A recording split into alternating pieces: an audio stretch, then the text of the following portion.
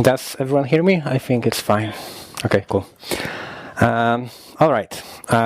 My name is Michał Gołębiowski-Owczarek. I will tell you today about some examples of non-trivial and also trivial feature and bug detection, together with some backstory. I'm available on Twitter, GitHub.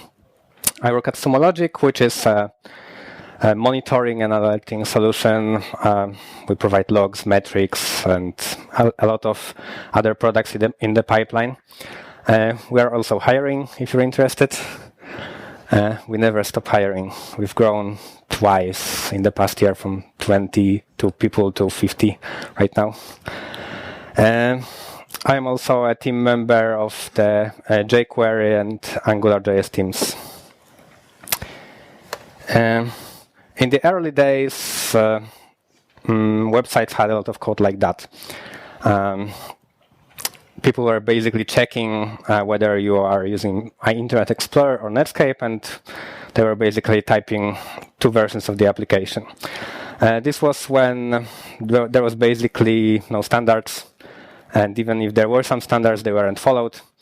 So you basically had to check everything into browsers and use different APIs. But later, things started to change. And for example, many years after that, Microsoft decided that they no longer want to get served legacy Internet Explorer code.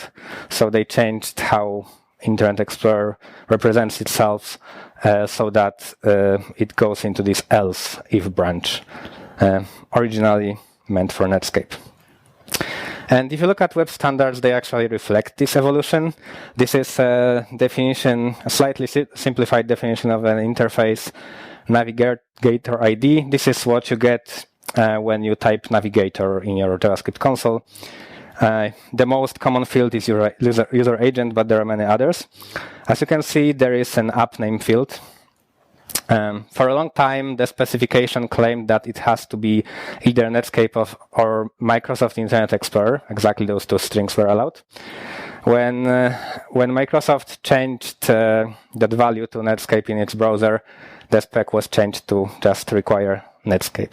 The same for the first field. App code name is Mozilla. Product must be Gecko. Doesn't matter if you use WebKit or not. Product sub, which was kind of the date, it was supposed to be a date of your browser release. You are allowed to pass two dates only, very specific two dates. And this basically reflects what Firefox froze their version at and what Chrome froze their version at. And there's a lot of baggage like that in the specification. In the first slide, I showed code basically detecting a browser and reacting to that and sending some code to one browser, some to a different one. This was a common thing in the past. The feature detection wasn't really a thing, and people were just detecting browsers.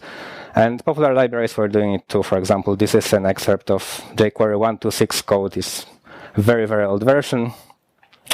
But you can see that there is a check for Opera in the second code line and in Safari in the last line, and based on which browser was detected, different API was used. The detection was mostly happening based on user agent parsing.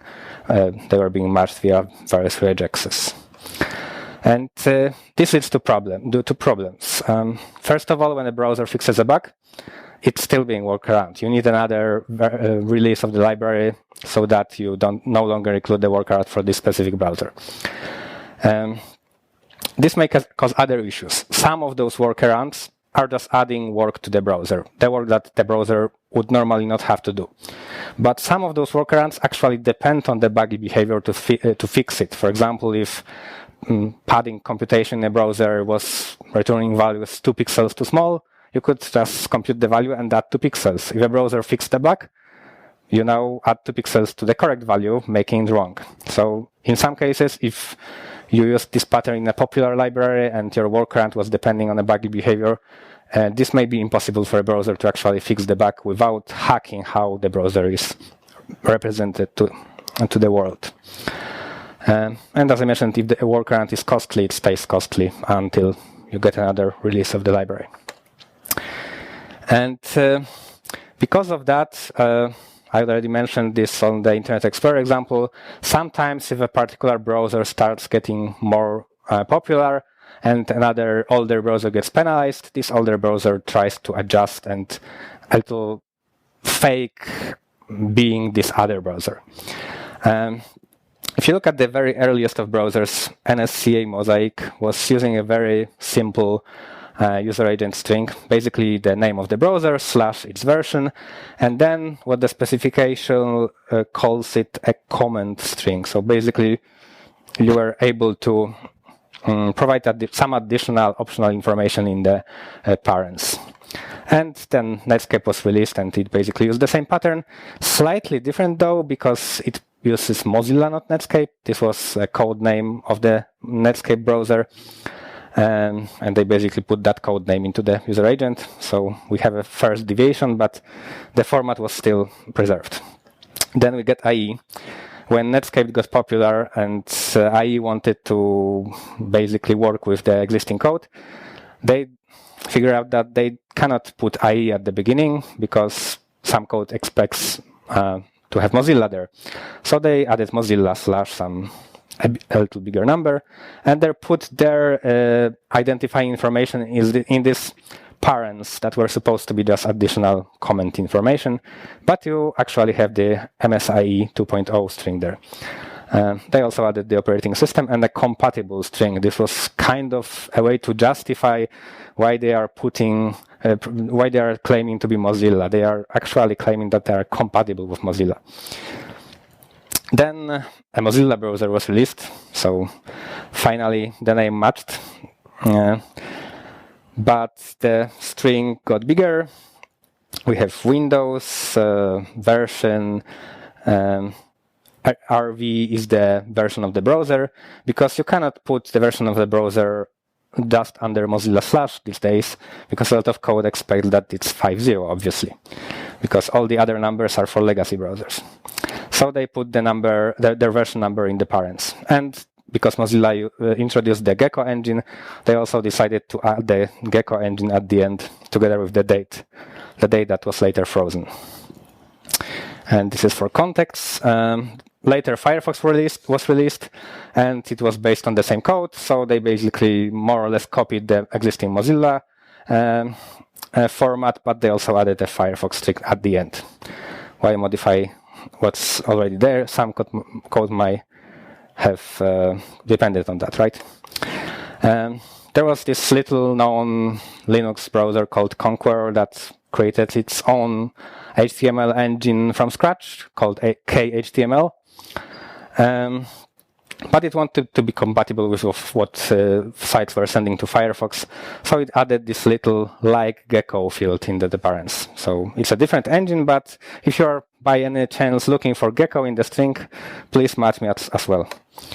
Then Apple forked KHTML into WebKit, and obviously it wanted the websites that worked on the KHTML engine to work on it as well, so they copied this like Gecko string and a lot of others. They added their own WebKit string and also the Safari token. Later, Chrome was released. Chrome had its own JavaScript engine from the beginning, but the web engine was originally just WebKit. They forked many years later, so they also just copied the existing string and they added Chrome / version in the middle. Then when Microsoft decided that their existing strategy won't work, they decided that having MSI in the user agent is not really an advantage to you these days. So they removed that from IE11 user agent. They added the trident string so that you can actually identify the browser if you really want to. There is also the RV string similar to what Firefox used. And there is even like Gecko, just in case. Going back to Chrome. And then when Microsoft decided that they want a new browser, it was still based on the same engine, but they wanted to be as compatible with Chrome as possible, to remove all the baggage, ActiveX stuff, other things that were making them miserable. They were trying to change a lot of their internal APIs to match Chrome as much as possible. They were basically testing against Chrome more than they were testing against web standards. So they copied the Chrome user agent and added the edge token at the end, so that if you really want, you can identify them, but all the existing web baggage was basically served the same code as it was sending to Chrome. Recently, Microsoft decided to dump their own rendering engine after many years and switch to Chromium, but they couldn't use the edge token in the user agent string because that would there was already new code on the web that was detecting the new edge and sending code that only works on it. So they had to remove the E from the end of the name. And that's what we ended up with. A browser that claims to be Mozilla, Chrome, use a web, Safari, and Edge, but slightly broken, and uses an WebKit, Gecko, and KHTML engine. Interestingly enough, even though it's based on Blink, there is no Blink in the user agent. So this is basically what this browser detection leads to. If the more sites try to detect the browsers, instead of actually test what they support, the more browsers feel that they have to pretend that they are a different browser. And hopefully in 10 years we won't have to download a 10 megabyte user agent string just to display a web page. There are other cases of browser camouflage, so to speak. For example, there is this very legacy document.all API, which is really weird. You can use it as an array, you can use it as a function. For example, you can pass an ID and it will select it. It has many other forms, which I even don't remember. But it was a really bad API, and it's hard or even impossible to implement it using raw JavaScript. The problem was that there were a lot of legacy sites that were using document.all unconditionally, because back in the days there was no getElement by ID, and that was the way to query elements in oldest IE versions. But on the other hand, there was also more and more new code that was detecting old IE versions by checking for document.all and serving it legacy code. So how do you make it work so that you support both of those cases? So first of all, most browsers support document.all, most modern browsers, even though probably you don't really use it, and that's a good thing. And that's also standardized, unfortunately, but that's the thing. But if you cast it to a Boolean, you'll get false. In this way, if you have a code that checks for document.all, if you had this if document.all and then do something, else do something more modern, you will get the more modern treatment. Type of document.all is undefined. If you compare it via the double equality operator to null, you get true. But if you compare it strictly to null or undefined, you get false.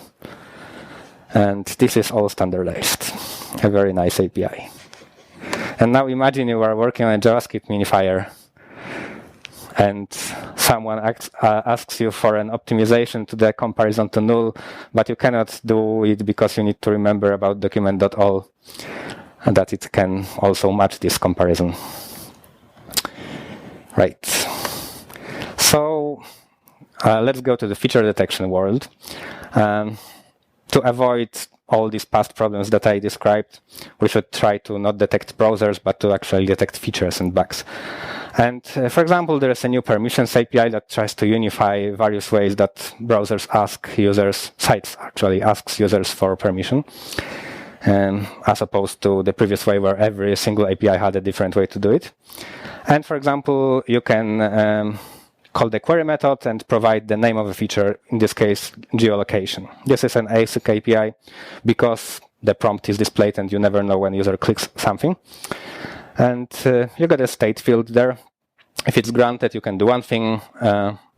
If it's not, you can do a different thing. But this is a relatively new API, and you usually want sites to work in browsers that don't have a lot of new APIs as well. For example, Safari doesn't support it. And what to do if you need to support Safari, which you usually do? You can use the older API, and in this case, this is actually probably usually the best way to do it because it's not very hard to use. But there are various APIs where it's not that simple. The legacy API might be less convenient to use, may require a lot more code, may may require more from the browser resource-wise, so sometimes you don't want to do it. You can also provide a fallback. You can decide that, well, this browser doesn't support this feature, so we'll do something close to what we wanted, but not exactly this. In this case, we could ask the user to enter their location manually. Or we can skip the feature in a browser that doesn't support this API, but still, we don't want to crash totally, we just want to skip that one feature. So in this case, this is very simple. You just check for the navigator.permissions property. If it's there, this is the third point, right? If it's there, you just handle the browser that supports the API. Otherwise, you provide a fallback. Very simple. But not all APIs are so simple to feature detect. For example, one example is our passive event listeners. The justification for them is to improve scrolling performance. Because this is especially important for mobile devices, where people are often doing something on touches, and the browser actually has to wait for the handler to fire before it knows whether it can scroll. Because if you touch the page and you move up, you usually want to scroll, but sometimes there may be another action associated with this event. Because the browser is not able to statically analyze whether you call prevent default in your handler. And if you call prevent default, the browser is not allowed to scroll because it has to only do what you ask it to. So the browser has to wait, and that makes a lot of optimizations difficult, especially for scrolling. The browser cannot defer the task to a separate thread because it has to wait for your action. So we want that there was a need for an API that would tell the browser that this is not allowed and that it can optimize some things. So the question is how to design such an API. We know we have the add event listener API. We provide an event and the handler. There is a third parameter that is not very often used, which puts the handler into the capture mode. When you have events, most of the events have both capture and bubble mode, and the event starts going from document down to the elements on which it happened. Then it switches into the bubble mode and goes up. Usually, the bubble mode is the default, and usually that's okay, so this is not used that often. But we have this third parameter. So we might want to add a fourth one. At this point, people thought that, well, in the future, we might want to add more fields there. So we don't want to end up with an API with 20 parameters. And there are some APIs like that. There's this famous init mouse event method, which looks like we provide a type, like click, some other values, and then true, true, false, false, false, true, false, false, false, something like that. And good luck understanding what's happening there. So they obviously wanted to avoid that. So a good way to do it is to use an object. But this third parameter is still not nice. You usually don't want to provide it at all. And now when you want to pass this fourth parameter, you actually need to pass it. So in order to make this API a little nicer, they actually overrode the third parameter. Obviously, the old way still needs to work because a lot of code depends on that. But there's a newer API where you provide an object at the third parameter, and you can pass capture true if you want. In this way, we could introduce a flag that marks a handler as passive. And this is the field in this second example. You can pass capture and passive at the same time if you want. But how to feature detect that? IE doesn't support this old API, and for a long time, a lot of browsers didn't support it either. There's a length property on functions that tells you how many parameters the function defines in its signature, but actually for the add event listener, it's 2 for some reason, probably some legacy one. And even if we could use that, we have 3 parameters here as well. We had 3 in the previous API, so the number of parameters is the same. So there is another idea of how to do it, to actually create a handler, to pass the flag at the third parameter, and to dispatch an event, and then check if the default was actually prevented or not. We also need a try catch because IE will crash if you pass an object here because it expects true or false, but that's a minor thing. But this check will return true even if passive is not supported because real events are necessary here. You actually need to click, and you cannot do that programmatically. And also some events cannot be prevented in various situations, so you would have to be careful here. So that wouldn't work. Yeah. So the idea here is that if a browser supports passive event listeners, it needs to actually look at this third parameter. It needs to check if it's an object, and if it's an object, it needs to read its passive property to know if it's true, false, or missing. So we just want to intercept this query. And this is the polyfill from an official explainer. We have the support passive variable initially set to false. We have a try catch for IE, which doesn't support the options object. And once we go into the middle, there's this opts variable. This is a basic object with a single field, passive. We use object define property to define it as a getter. And this getter doesn't return anything because we actually don't care about the value here. We just feature detect it. And this getter just sets the variable to true. So if a browser tries to read the passive property, it will get undefined, but then we get the variable set to true. And we don't care about a handler, so a regular empty function will do. And we add a listener and we remove it immediately. And then you get the support in the variable. And this is actually standardized that the browser has to query the field, so no optimization can get in the middle. A very nice API to feature detect, as you can see. There is an issue asking for a better feature detection API for such cases. These are various APIs that accept object parameters and that you cannot get easily to this object. But this is still open and they are debating what to do. So for now, you have to do this, or you have to use one of the libraries that have it embedded. For example, Modernizer checks for passive event listeners support in this way. Apart from feature detection, there is also bug detection. And I wanted to show a few examples based on jQuery, especially older versions of the library work around many browser issues, many browser bugs. And I showed an example before of a very old version of jQuery that was actually doing browser detection. But that hasn't been the case for a long time. For a long time, jQuery hasn't been detecting browsers by user agent or any other field, but by doing feature detection or bug detection. So that's a good example to show here. Yeah. And jQuery defines a jQuery.support object. This is kind of a bug for all the support properties. It's not officially documented because this is kind of an internal thing. We do the feature detection and then we use it. But this is exposed for some legacy reasons. And one example is if you want to work around a bug, instead of checking for user agent and detecting a browser, think if you can maybe run a detection for this bug. If you can construct steps to reproduce, very often you can type them in code and do it this way. And in this way, if a browser fixes the bug, it automatically stops getting a workaround.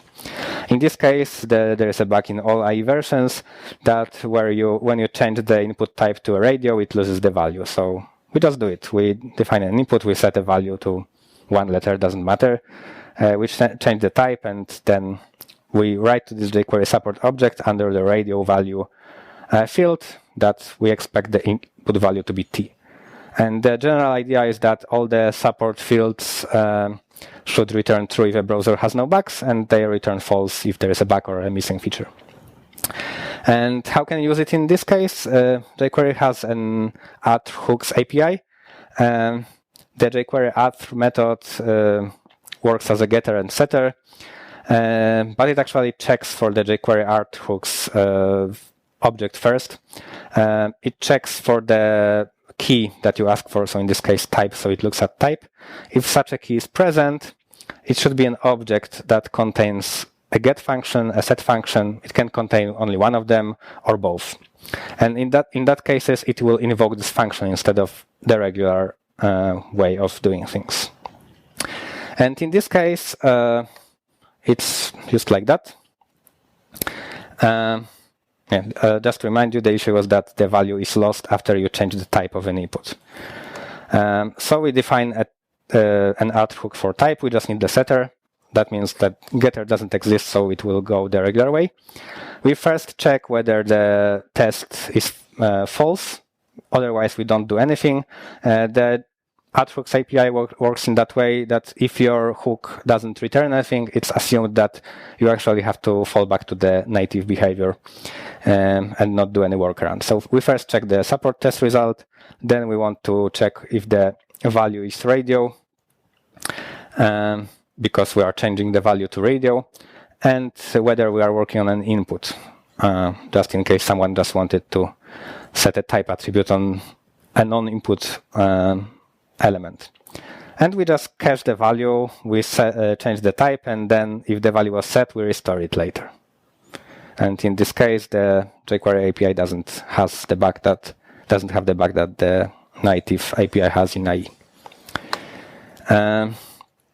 In some cases, you need the element that you test to be in the document. For example, when testing things related to computed style. And the problem is that if you are writing application code, that's fine. But if you use a library, then the library method can be called even before document body exists in some cases. If you have a script in head and it calls it. So what to do then? Because you cannot attach it to body. It may not exist at this point yet. But you can actually attach elements to document element. Yes, you can have elements inside of the root HTML element outside of head and body, and that works in all browsers, even in IE, and it always exists, so you can actually rely on it. Just remember to detach after the tests to not leave some dummy elements. This is one example, a very simplified one. You create a test div, you append it to the document, and you check something related to that div, and then later you remove it. This is obviously only 1% of the actual code here, but that's the idea. If you need support tests that require appending something to the document and checking document style, computed style, you may consider batching the operations. If you have 3 support tests like that, if you call any one of them, you may just compute the value for 3 of them to save time. As I mentioned, this test trigger layout, they might be costly if you have many of them. And the solution that was added to jQuery a few years ago was to make them lazy, to make the tests lazy. And the way it works that we make some support tests, the one that require layout or other costly operations, we make them a function instead of a field.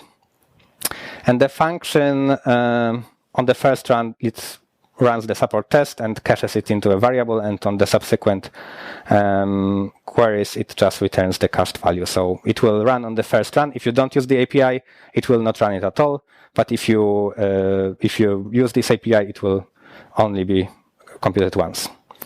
One optimization is that in this example, this function will still be called all the time you use the API. It will return the value immediately, but it's still a function call. So it may not be costly, but in some cases you may want to optimize it further.